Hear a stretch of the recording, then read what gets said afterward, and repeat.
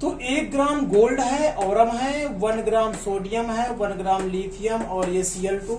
हमें फाइंड करना है लार्जेस्ट नंबर, ये नंबर है आपका, लार्जेस्ट नंबर ऑफ एटम्स कि किस में ज्यादा होंगे। 1 ग्राम गोल्ड में नंबर ऑफ एटम ज्यादा होंगे कि 1 ग्राम सोडियम में ज्यादा होंगे या इनमें ज्यादा होंगे, ये हमें फाइंड करना है। तो नंबर ऑफ एटम फाइंड करने के लिए हमें सबसे पहले मोल फाइंड करने होते हैं, क्योंकि 1 ग्राम मान के चलिए हमारे पास गोल्ड है या 1 ग्राम हमारे पास मान के चलिए सोडियम है, इसमें कैसे पता करेंगे कि कितने एटम है, नहीं पता कर सकते हैं। तो उसका पता करने के लिए हमें किसका यूज करना पड़ता है, मोल का, क्योंकि मोल क्या होता है, एक नंबर ही होता है। अगर मोल फाइंड हो गया तो नंबर भी फाइंड हो गए। और मोल फाइंड करने का फार्मूला आपने पढ़ रखा होगा, तो नंबर ऑफ मोल्स फाइंड करने के लिए हमारे पास फार्मूला होता है given mass upon molar mass.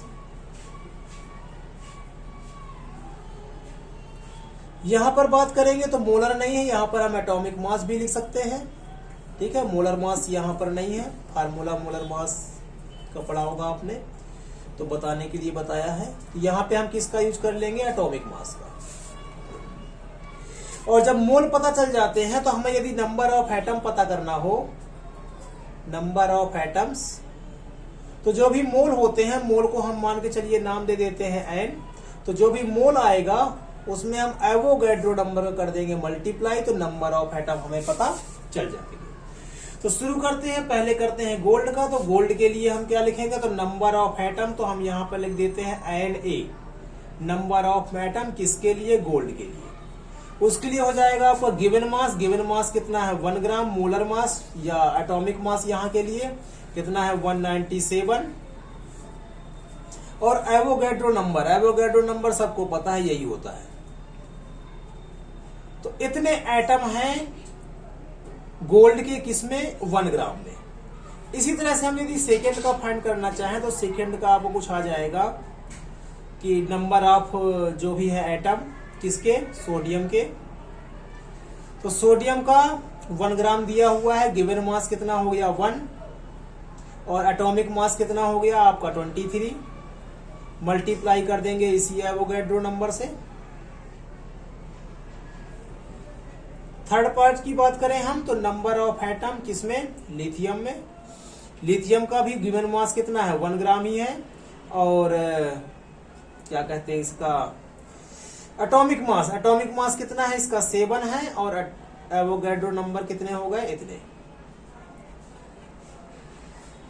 और फोर्थ नंबर की बात करें तो नंबर ऑफ एटम किसके, Cl2 के। Cl2 को देख लेते हैं, Cl2 में क्या है। तो Cl2 में क्या है, Cl2 एक मॉलिक्यूल है, अर्थात एटम की बात करें तो इसमें 2 से मल्टीप्लाई करना होगा तब जाके एटम निकलेंगे। तो पहले निकलेंगे मॉलिक्यूल और फिर निकलेंगे एटम, ये फार्मूला उसी तरह का है। तो पहले हम फाइंड करेंगे नंबर ऑफ मॉलिक्यूल कितने हैं। तो नंबर ऑफ मॉलिक्यूल कितने हैं, तो उसके लिए हम क्या करेंगे, वही formula given mass, given mass आपका यही है। मोलर मास, क्योंकि मॉलिक्यूल बन रहा है तो मॉलिकुलर मास की बात करेंगे, तो मॉलिकुलर मास कितना हो जाएगा, तो एक Cl के लिए है 35.5, तो इसमें कितने Cl लगे हुए हैं मॉलिक्यूल में, तो ये हो जाएगा आपका 235.5, अर्थात कितना हो जाएगा 71 इंटू 6.02 इंटू 10 के पावर 23। ये तो मॉलिक्यूल का आ गया। अब हमें कितना निकालना है, सिर्फ एटम का। तो हम देख सकते हैं कि एटम के लिए एक मॉलिक्यूल में 2 एटम हैं, एक मॉलिक्यूल में कितने हैं, 2 एटम, ये 2Cl लगे हुए हैं, तो एक मॉलिक्यूल में 2 एटम है। तो ये तो हो गया मॉलिक्यूल का। अब अब एटम का निकालना है तो 2 से क्या हो जाएगा आपका, मल्टीप्लाई हो जाएगा, क्योंकि एक मॉलिक्यूल में 2 एटम होते हैं। तो इसी में हमारा क्या हो जाएगा, 2 से मल्टीप्लाई। तो अब ये बदल जाएगा किसमें, Cl में, और 2 से क्या हो जाएगा इसका मल्टीप्लाई, ठीक है। 2 से मल्टीप्लाई करेंगे तो इसको कैंसिल कर सकते हैं, कैंसिल कर करके फिर से कितना आ जाएगा 35.5 और 6 इंटू 02 इंटू 10 के पावर 23। देख सकते हैं कि ये वाली वैल्यू सबकी क्या है, इक्वल, ये रहा इक्वल। और जो ये वाला वैल्यू है न्यूमरेटर का 1 1 1 और इसका भी कितना है 1। तो न्यूमरेटर यदि सेम हो आपने पढ़ा होगा 7-8 क्लास में, कहीं पे 1/6, 1/5 इस तरह से पढ़े होंगे आपने कि यदि ऐसा कुछ है जिसमें न्यूमरेटर क्या हो सेम और डिनोमिनेटर क्या हो अलग अलग, तो जो सबसे छोटा डिनोमिनेटर होता है वो सबसे क्या हो जाता है बड़ा। अर्थात इसमें आपसे पूछे कोई कि सबसे बड़ा नंबर कौन सा है, तो सबसे बड़ा नंबर ये होगा। क्यों बड़ा होगा? क्योंकि न्यूमरेटर सब में सेम है और डिनोमिनेटर सबसे छोटा किसका है, ये। डिनोमिनेटर छोटा अर्थात नंबर क्या हो जाएगा बड़ा। यही फंडा हमें इसमें भी यूज करना है। देख सकते हैं कि सबसे छोटा जो डिनोमिनेटर है, डिनोमिनेटर मतलब अपॉन के नीचे वाला, वो ये है 7।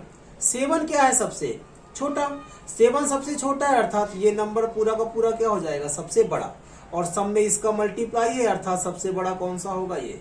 तो हम लिख सकते हैं कि जो लार्जेस्ट नंबर ऑफ एटम है वो सबसे ज्यादा किस में है, तो वो सबसे ज्यादा 1 ग्राम एलआई में। किनके कंपेयर में, इन सब के कंपेयर में। तो 1 ग्राम एलआई हो गया आपका आंसर।